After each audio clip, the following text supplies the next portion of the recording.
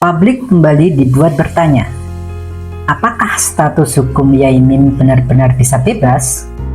Dalam sebuah pesan audio yang dikirimkan oleh istri Yaimin, menyebutkan bahwa Yaimin pernah mendapatkan perawatan di Rumah Sakit Jiwa Lawang.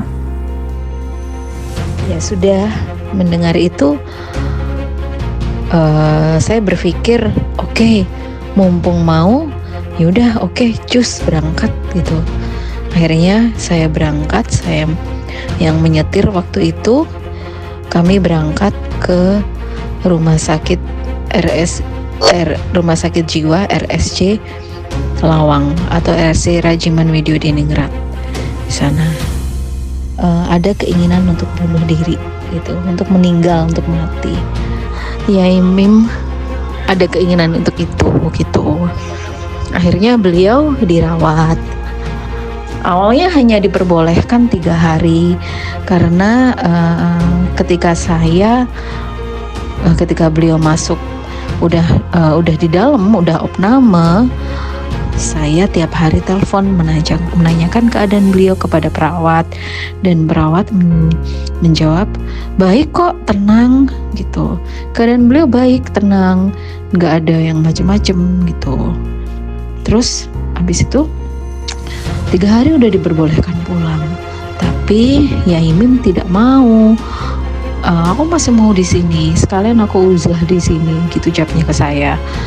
Aku enak di sini, nggak ada yang ganggu, aku bisa fokus tirakat gitu. Kalau di rumah kan keganggu sama kamu gitu katanya. Mungkin saya terlalu cerewet ini itu ya. Pernyataan ini memicu spekulasi. Apakah gangguan jiwa otomatis menghapus jerat pidana?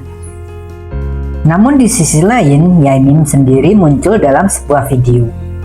Ia menyatakan siap menjalankan proses hukum dan menghormati keputusan penyidik. Yaimin jika dinyatakan bersalah, silakan Yaimin dipenjara. Saya siap dipenjara kapan saja jika memang bersalah. Dan saya tidak akan mengeluarkan uang sepeser pun, baik kepada pengacara maupun kepada siapapun. Serupiah pun tidak akan saya keluarkan uang untuk menang. Saya biar kalah asal benar.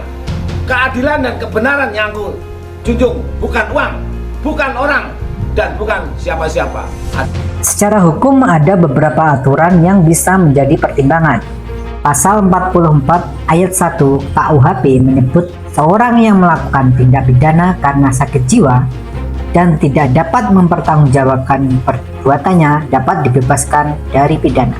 Dalam Undang-Undang Nomor 1 Tahun 2023, Pasal 38 dan 39, hakim bisa memberikan pengurangan hukuman, bahkan membebaskan pelaku dari tuntutan pidana jika terbukti mengalami disabilitas mental atau intelektual.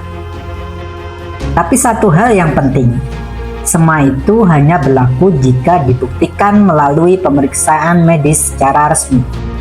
Pertanyaannya kini bukan soal opini, tapi soal bukti, hukum, dan keputusan penyidik.